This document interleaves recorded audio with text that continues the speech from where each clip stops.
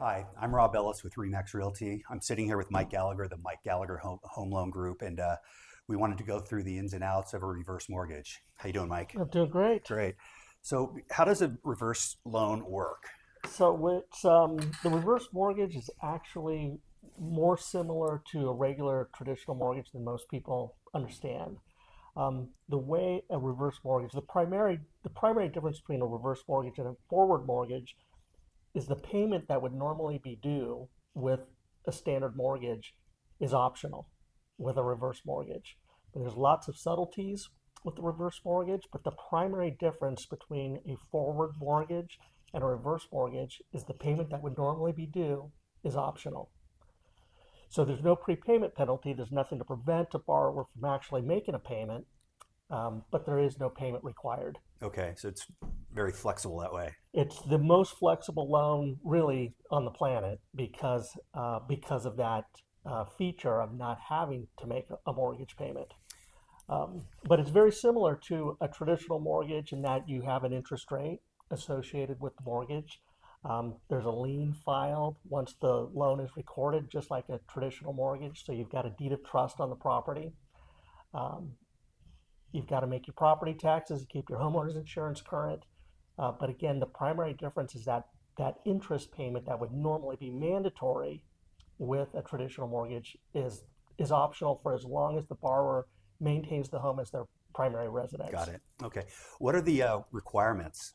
So there's got to be equity in the home. So depending upon the age of the borrower, that equity requirement will range between 40 and 50%. And the borrower has to be at least 62 years or older for a traditional FHA HECM reverse mortgage.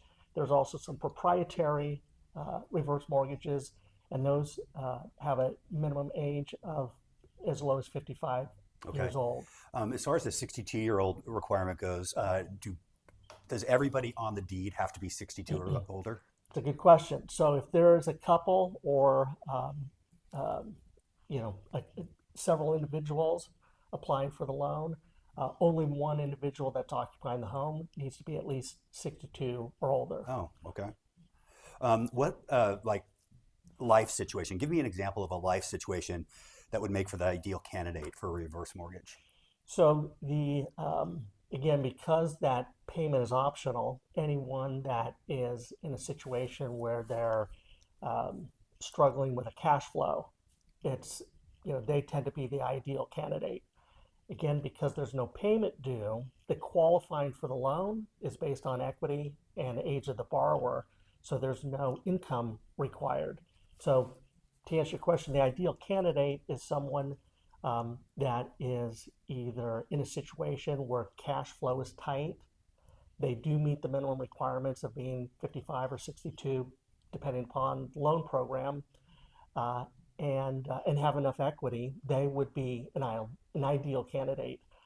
Secondly, if they didn't have traditional income to qualify for a standard home loan, then they again would kind of fall into that perfect candidate. Okay. What are the upfront fees and costs? So it works very much again. I say this a lot. It's very similar to a traditional mortgage. So whether it's a purchase or a refinance, and we can kind of talk about both of those in a little more detail, but the closing costs are very much similar to what a traditional loan would be. So you get your title, escrow, appraisal, all of that. Depending upon the loan amount, that can range between $3,000 and $5,000. FHA, so the HECM is the acronym for the FHA reverse mortgage. FHA, just like a traditional standard FHA on a regular mortgage, they charge upfront mortgage insurance, which is 2% of the loan amount. So that's probably the biggest piece. But those fees, closing costs, and if you do an FHA loan, those fees can be built into the loan. So in most cases, there's no out-of-pocket expense for the borrower. It just gets tacked onto the loan balance at the beginning. Okay. What are some of the ways that you can take proceeds from the reverse mortgage? So there's a lot of flexibility as far as if someone were to be accessing a reverse mortgage for a cash out situation, they can either take the proceeds as a lump sum. If they have a mortgage in place already that they're paying off, we would take that lump sum, pay off the whatever mortgage exists on the property. The balance, the borrower can do whatever they want with it, put it in a savings account, retirement account. Really, there's no restriction as to the use of the cash. What most of our clients do in a cash out scenario is whatever amount is available. If there's an existing mortgage, of course, we pay that off. They'll take whatever's available on top of that and set it aside as a line of credit so they can draw on it as they need it, when they need it. And again, there's no restriction on how you draw the funds and what you use the funds for. Are the proceeds taxable? Proceeds are not taxable. Another great question that comes up all the time, because it is our borrower's equity, they're simply accessing their own funds just in a different form. So They've already been taxed on it. They've already been taxed on it. So, are there any ongoing costs or fees so after it's in place? So once it's in place, there is an interest expense. Again, just like a traditional mortgage, that principal balance will accrue interest over time. And so that, assuming the borrower decides not to make any payment, that interest expense that accrues just gets tacked onto the balance. So there's no, ongoing fees other than the interest expense that just would naturally accrue over time. Okay. What happens if the situation comes up where I want to sell my home once I have the reverse mortgage in place? So again, works very much like a traditional mortgage. Whatever balance exists at the time of the sale gets paid off, and whatever proceeds are available over and above the principal balance after the sale, that is yours to keep. Okay. What happens to the home if I pass away? So again, much like a traditional mortgage, your heirs would have to settle the estate in one of a couple ways. If they want to keep the home, they would have to refinance whatever principal balance exists at the time of the borrower's passing. If there's multiple heirs, they don't necessarily want to keep the home. They have a period of time where they'll settle the estate. And again, whatever proceeds are available after paying off the principal balance, whatever that is, that belongs to the heirs. They do have a little bit of a time period to deal with that. So what's typical is as long as there's some progress made by the estate within 90 days of the borrower's passing, either they're getting the house ready to list or they're actively trying to refinance it, whichever direction they're going. FHA will grant another 90-day extension. As long as there's some progress made, they'll grant up to 4 90-day time periods. So the heirs generally have up to a year as long as there's been progress made during that time frame. Got it. Just thinking of all kinds of scenarios. Let's say I go to a nursing home for some stretch of time. Can you talk about that and also explain what the 6-month rule is? Yeah, so actually the borrower can vacate the home up to 12 months without triggering any kind of a maturity event. In the industry with the reverse mortgage, they use the term maturity event, which generally means that at that point the loan needs to be repaid or something needs to occur. Vacating the home for more than 12 months technically is a maturity event because at the moment the reverse mortgage is an owner-occupied program. Once you've vacated your home for more than 12 months, in the eyes of FHA, the Federal Housing Administration, they view that as now a non-owner occupied property. So it triggers a maturity event. So as long as the borrowers were intending to come back, if it was they're going in for a rehab for a knee surgery or something like that, As long as that stay didn't extend for more than 12 months, it wouldn't trigger a maturity event. Okay. You did kind of mention about the loan proceeds and either taking out as monthly installments or a lump sum. Um, this might be a basic question, but how do I receive those funds? Yeah. So another good question. So most programs are set up where the borrower will request their funds in one of a couple ways. They can go online. Most of the loan servicers have a system where you can go online, request your funds. They have a process, of course, where they're going to verify that it is in fact the borrower requesting those funds. So there's a lot of checks and balances in place when it comes to the distribution of the funds to make sure that the borrower is the actual party requesting the funds. Some people still send in a fax request. Some people pick up the phone and request a disbursement over the phone. So it's pretty flexible. It's really kind of up to the borrower when they set up the loan how they want to get their funds distributed. Okay.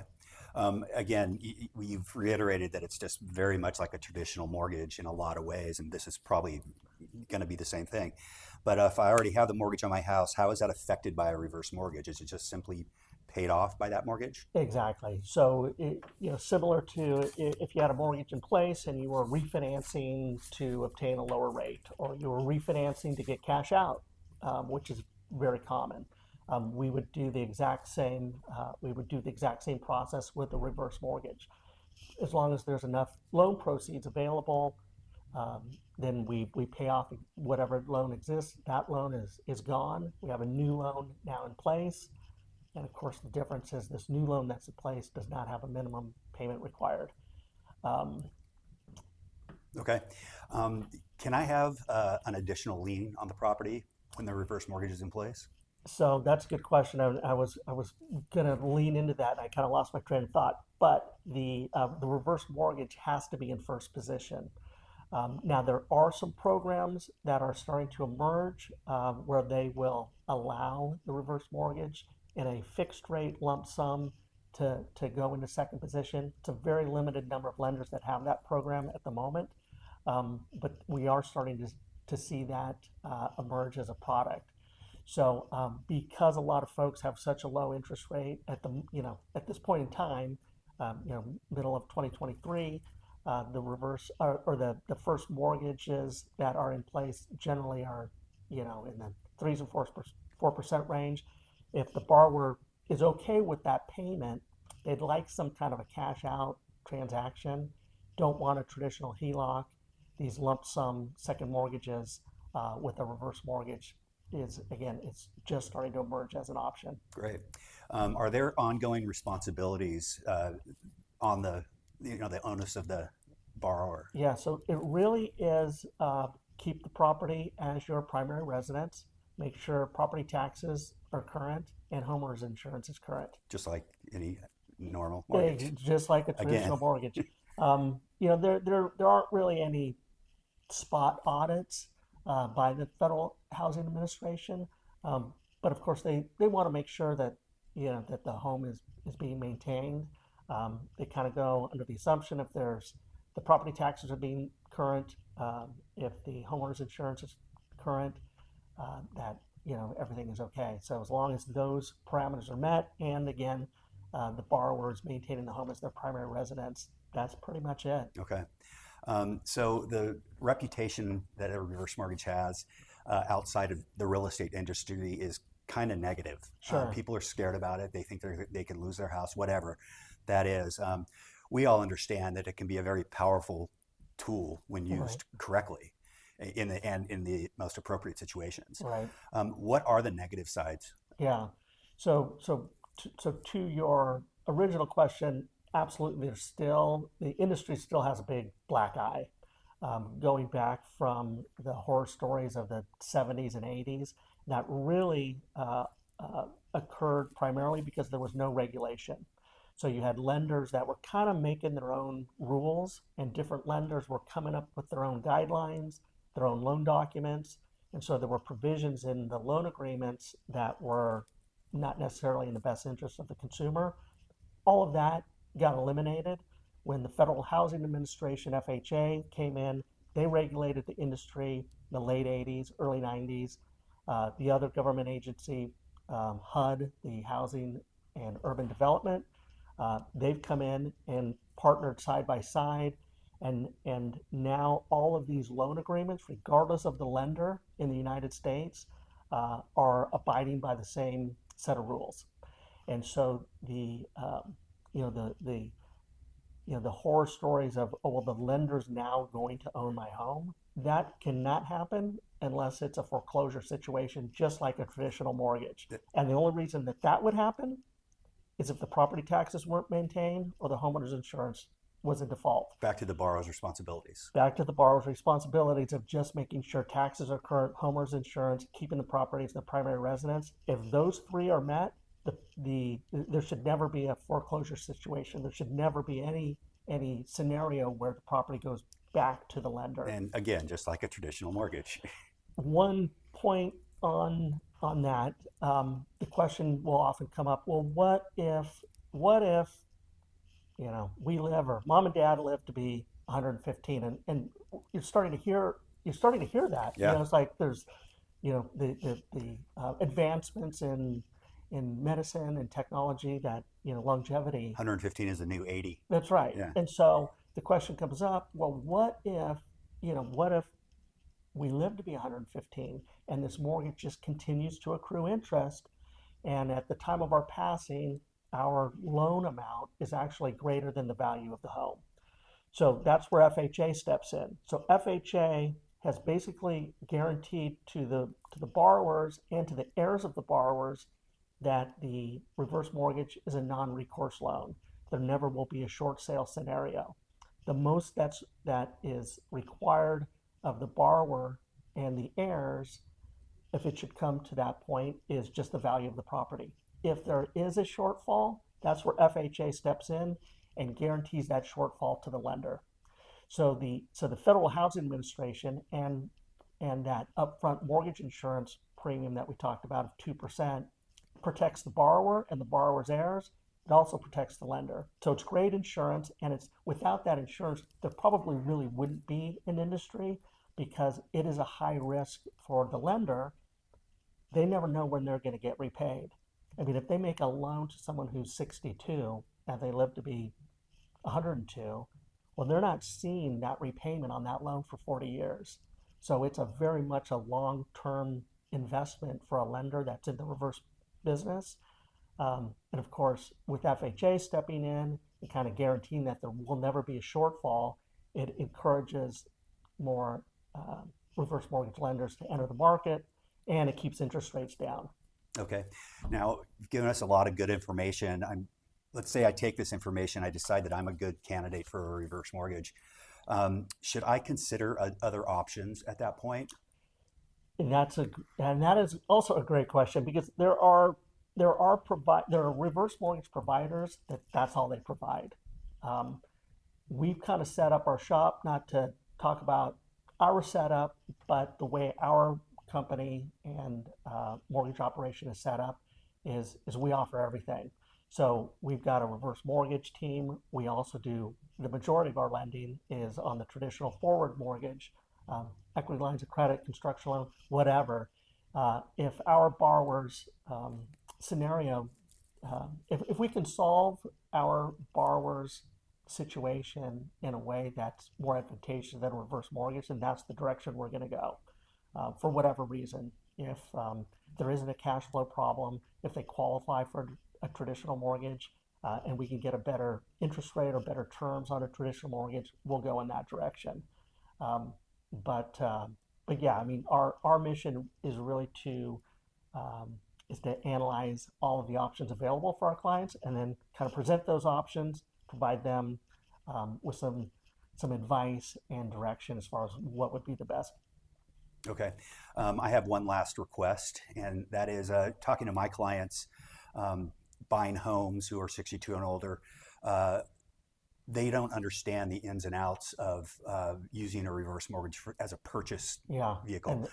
And I know that you're a big proponent of that. So if you can just talk about that. So, and I know I'm repeating myself, but just like a traditional mortgage, where you can, refinance and pay off an existing mortgage for a lower rate, or refinance and do a cash out, um, like a traditional mortgage, you can also use the reverse mortgage in a purchase. So the most common scenario is for someone who's downsizing or moving for whatever reason, and their situation has changed from when they obtained their original mortgage. Maybe they've retired, um, or for whatever reason, their income situation has changed over time, and now they're in a position where they may not qualify for a traditional mortgage, and they may not want a payment, or either or and. In that situation, a reverse mortgage can really get an individual into a new property, into their next home, and it solves for not having to qualify for a new mortgage, and it solves for not having a mortgage payment. The benefit of having a reverse mortgage on that purchase is really to leverage. So, for example, we're working with a client right now. They're selling their home after expenses and commissions and everything. They're gonna have about $700,000. Um, they're looking in the area. They're not seeing exactly what they want for 700. In their mind, they really needed to go all cash with their $700,000 in proceeds, because they knew they wouldn't qualify for a traditional mortgage, and they really didn't want a mortgage payment anyway. So we're working with them. We're actually giving them a $500,000 reverse mortgage. So now they're able to find the home in the area at roughly 1.2 million, and it accomplishes them being able to stay where they want, eliminating the mortgage payment, and not having to qualify for that $500,000 loan. Great.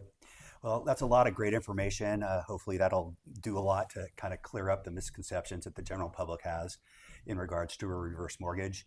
And Mike and I appreciate your time. We'd love to help you out. If you have any questions, you can call either one of us, DM us, whatever. So thanks for listening, and we'll talk to you soon. Thank you. Okay. Appreciate it.